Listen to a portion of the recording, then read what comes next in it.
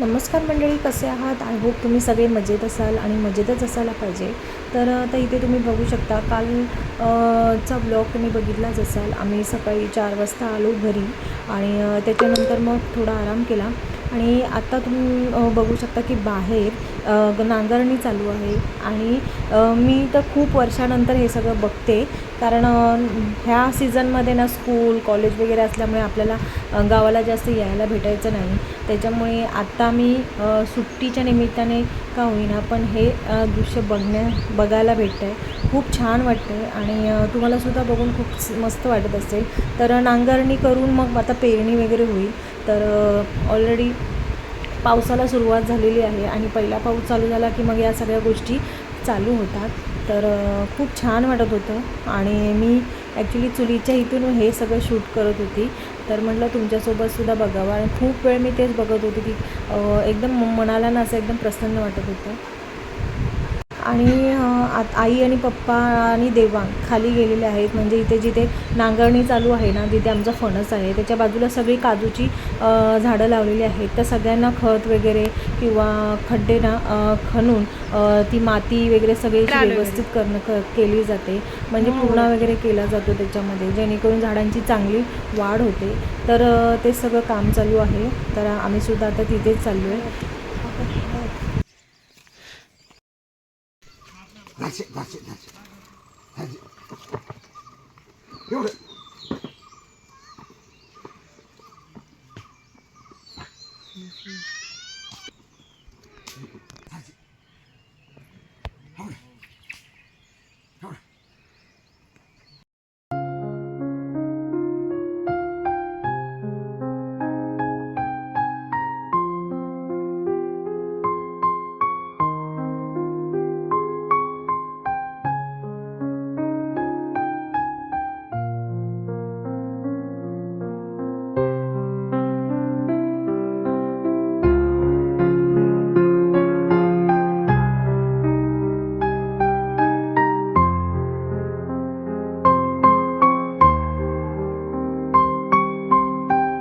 आता इथे जे तुम्ही बघताय ते कोकमाचं झाड आहे आणि इथे आता सगळी बाजूला ना पूर्ण काजूची बाग केलेली आहे. तर हे खड्डे खोदून ना त्याच्यामध्ये खत वगैरे टाकायचं आहे.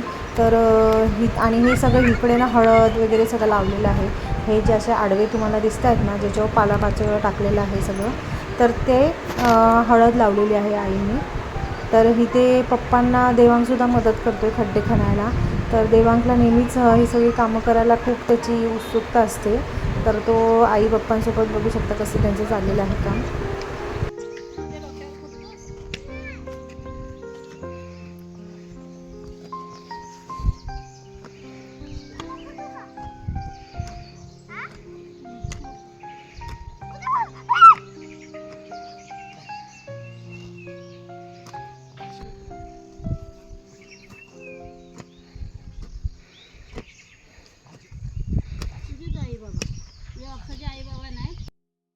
राजाराम कोणता? माझ्या बापसाचं नाव राजाराम. तुझ्या बापसाचं नाव काय? सुका सुका झाला. खोद कामा करतोय तर करून नाही दे. मी करतो काला कुन्ना पाहिजे. तुझ्या हातात आहे ते कुद्या. कुन्ना त्याचा कुन्ना.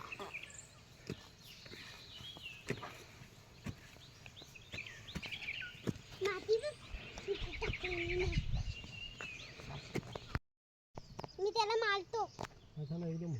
नको देवा देवा, तुला सांगितलं ना मारू मारतो. ओल्या काजू आहेत आणि इथे आता ही शेगलाची भाजी, म्हणजेच शेवग्याच्या पानांची भाजी. अंत अस्ति प्रारंभ, द एंड इज बिगिनिंग. छान आहे टॅटू माझा. आणि इथे ना तुरीची डाळ टाकले उकडवत. तर आजचं जेवण असणार आहे. आई पप्पा तर तिथे काजूला ते पूर्ण वगैरे करतायत. आपण ते बघून आलो मगाशीच. आणि बाजूला शेतीची सुरुवातसुद्धा झालेली आहे, म्हणजे नांगरणी चालली आहे. आणि त्याचबरोबर देवांगसुद्धा त्यांना मदत करतो आहे. आणि आता जेवणाची तयारी चालू आहे. तर मी डाळ टाकली उकडायला चुलीवरती. भात करायचा आहे, भाकऱ्या, शेवग्याची भाजी आणि ओल्या काजूंची भाजी करायची आहे. तर आता देवेंद्र शेवग्याची भाजी साफ करून देतोय बोला त्याला टाईमपास म्हणून टी व्ही बघत बघत. तिथपण मी बाकीचं आवरून घेते. ओले काजू आहेत ना ते आपण उकडायला टाकूया म्हणजे त्याचा थोडा चीक निघून जाईल.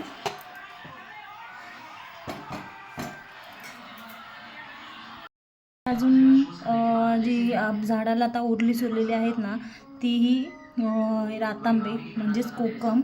तर ही कढीसाठी आई घेऊन येतात पडलेली.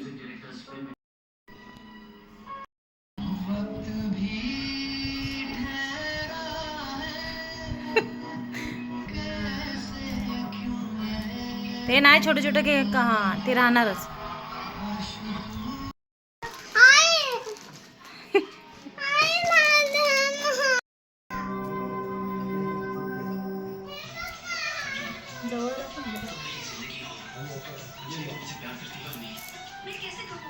अरे त्या मोठ्या मोठ्या काढ ना.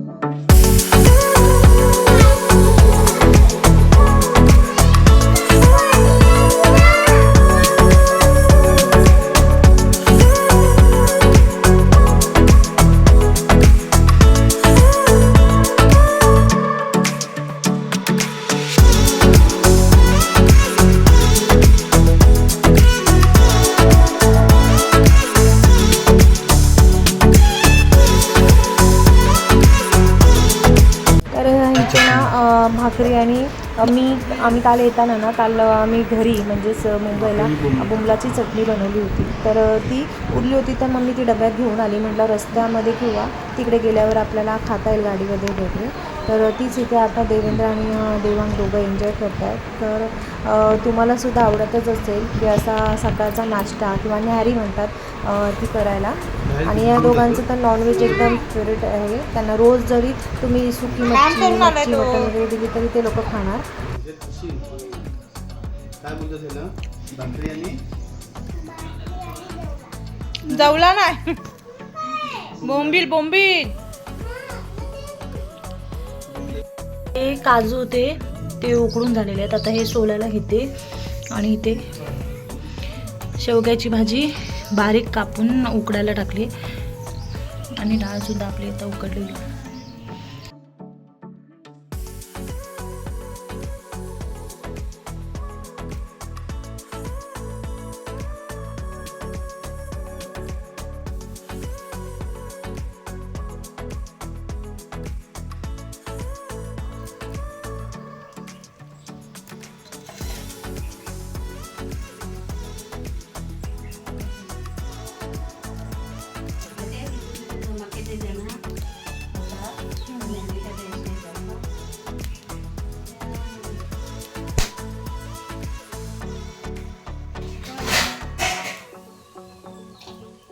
काजू दे मी का तुला काजू दिले तुझ्या वाटणीच्या काजू नको खायला.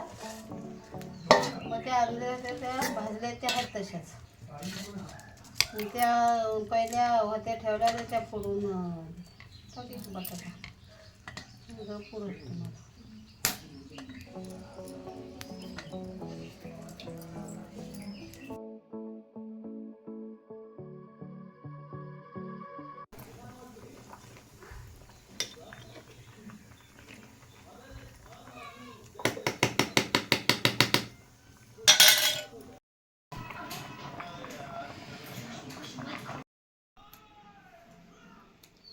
त्याला हात नको लावू.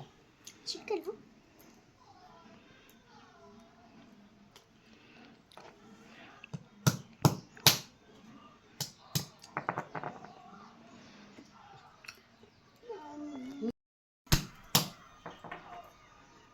राहिली बाबा.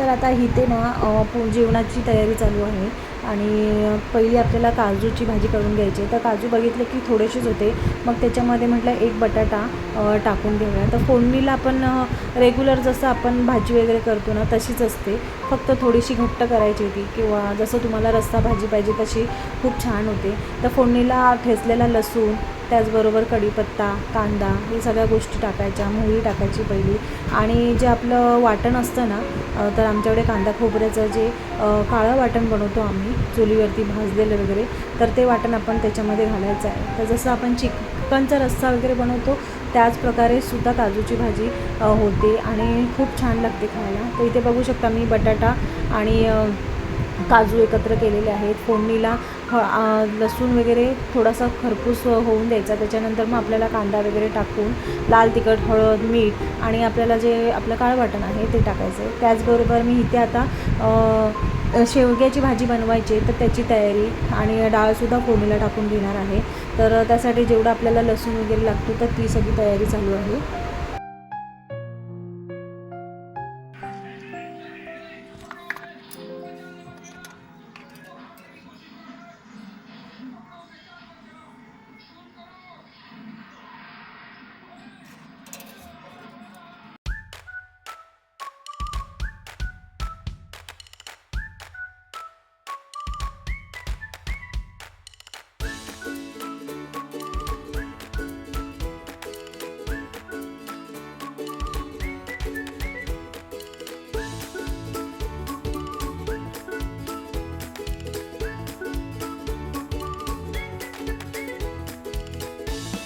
तरी आपण जी शेवग्याची भाजी उकडून घेतली होती ना, तर ती थंड व्हायला ठेवली होती आणि ती थंड झाली की अशी घट्ट पिळून घ्यायची आणि मग इथं ती अशी मोकळी करून घ्यायची, नाहीतर मग पूर्ण भाजी ना मग असे गोळे गोळे होतात. तर ती भाजी मोकळी करून घेतली. आता इथे काजूची भाजी झालेली आहे आपली, कारण काजू आपण ऑलरेडी उकडवून घेतलेली, त्याच्यामुळे बटाटा फक्त थोडा शिजवला म्हणजे चांगला आणि मग नंतर काजू टाकले आणि मग ती अशी 1-2 कड काढून मग आपली भाजी रेडी होते. तर शेवग्याच्या भाजीलासुद्धा आपण पाल्याची भाजी जसं कांदा, मिरची आणि लसणावरती करतो त्याचबरोबर ओलं खोबरं टाकायचं. तर इथे पहिलं लसूण फोडणीला ती टाकलेलं आहे, त्याच्यानंतर मिरची, कांदा टाकून कांद्यामध्येच मीठ टाकून घ्यायचं आणि जे आपण ओलं खोबरं असतं ना ते सुद्धा आपण कांद्यामध्येच टाकून घ्यायचं, म्हणजे ते व्यवस्थित भाजलं जातं.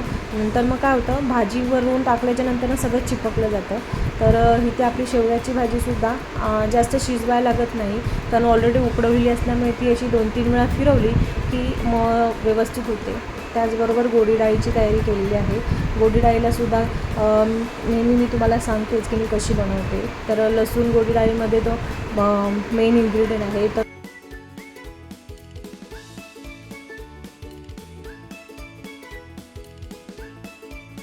तर बघू शकता आपली शेवग्याची भाजी रेडी झालेली आहे आणि त्याचबरोबर डाळसुद्धा इथे फोडणीला टाकले, तर तिला कढाल्याच्या नंतर तीसुद्धा होईल. आणि आता मी घेणार आहे भाकरी बनवायला. ऑलमोस्ट आपलं सगळं जेवण झालेलं आहे, फक्त आता भाकऱ्या पेंडिंग आहेत. तर पटापट मी आता भाकऱ्या बनवून घेते. तुम्हीसुद्धा एन्जॉय करा व्हिडिओ. तुम्हाला जर माझे व्हिडिओ आवडत असतील तर नक्की आपल्या चॅनलला सबस्क्राईब करा, जेणेकरून मला अजून चांगले चांगले व्हिडिओ बनवायला हिंमत भेटेल आणि त्याचबरोबर चांगले कंटेंटसुद्धा मी तुमच्यासोबत घेऊन येईल. आणि जर तुम्हाला काही व्हिडिओमध्ये वाटल्यास तुम्ही मला तुमचं मत कमेंटमध्ये मेन्शन करू शकता. त्यानुसार मी माझ्या व्हिडिओमध्ये तसे तुम्हाला जसे हवे तसे चेंजेससुद्धा करता येतील.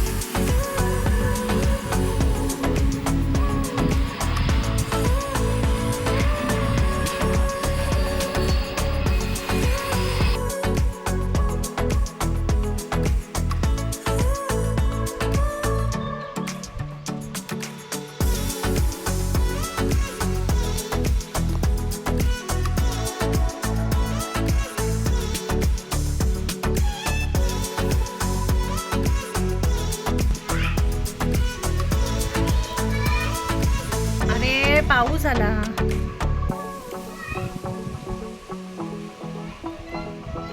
मी इथे बाहेर आहे.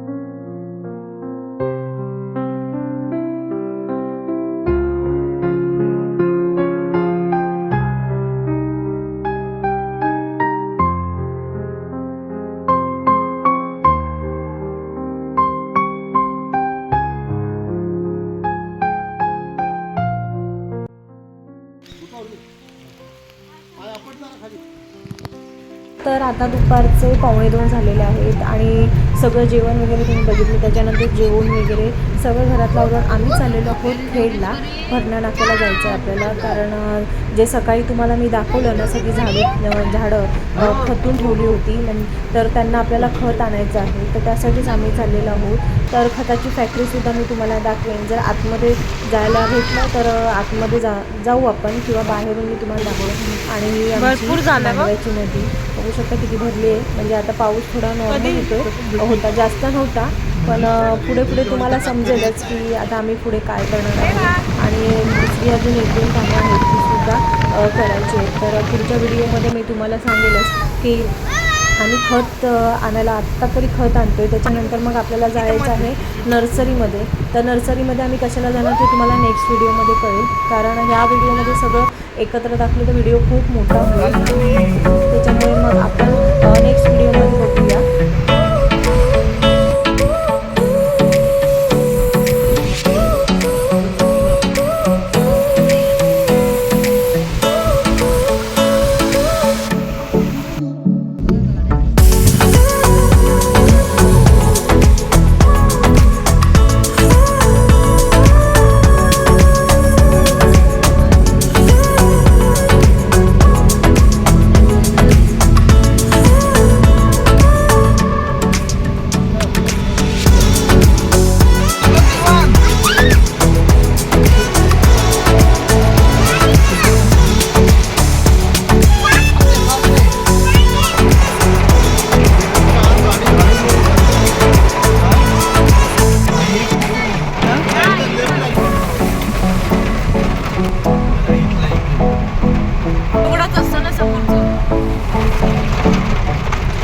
ही आहे खताची फॅक्टरी. तर खूप पाऊस पडतो आहे, त्याच्यामुळे आई आणि पप्पा दोघेच जातील आतमध्ये खत घेऊन यायला. तर आपण बाहेरच थांबणार आहोत. तर आता आम्ही आलेलो आहोत झाडांसाठी खत घ्यायला, भाजीसाठी. तर ही खताची फॅक्टरी आहे. आई पप्पा गेलेत आतमध्ये आणि मग इथून आपण जाणार आहोत नर्सरीमध्ये. तर मी सुद्धा इकडची नर्सरी पहिल्यांदाच बघणार आहे. आपल्याला एक फणसाचं झाड आणि एक तोतापुरी आंब्याचं झाड घ्यायचं आहे. ते घेण्यासाठी जाणार. पहिले खत घ्यायला आले हां. तर आता खत घेऊन झालेलं आहे. मग आपण नेक्स्ट व्हिडिओमध्ये बघूया की आम्ही काय करतो. तोपर्यंत बाय.